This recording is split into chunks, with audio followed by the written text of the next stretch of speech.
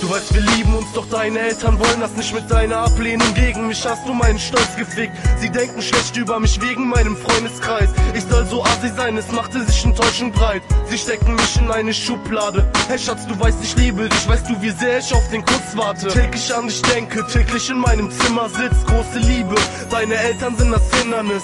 Ich sitze draußen, diese Kälte halte ich nicht aus. Wäre gern bei dir zu Haus, halte sowas nicht mehr aus. Ich muss an dich denken, du hältst mich für ein Gangster. Wegen meinem Ruf hast du jetzt Stress mit deinen Eltern. Sage ihnen, dir zuliebe ändere ich mich. Ich will dich hören, Schatz, doch du meldest dich nicht. Doch jetzt bin ich verletzt, warum soll ich mir die Mühe machen? Mein Vater hat gesagt, ich soll dich in Ruhe lassen.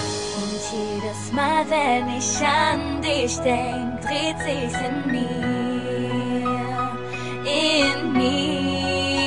Und jedes Mal, wenn du sagst, ich soll gehen, bricht mein Herz in zwei Teile auseinander.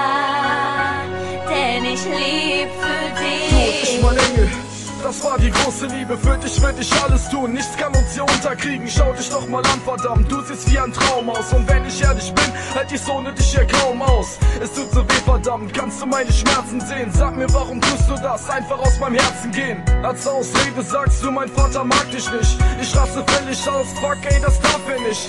Ich gehe nicht mehr raus, denn ich hasse das Tageslicht. Ob ich so weitermachen kann? Nee, ich schaff es nicht. Ich bin so gefickt, verdammt, du tauchst in meinen Träumen auf.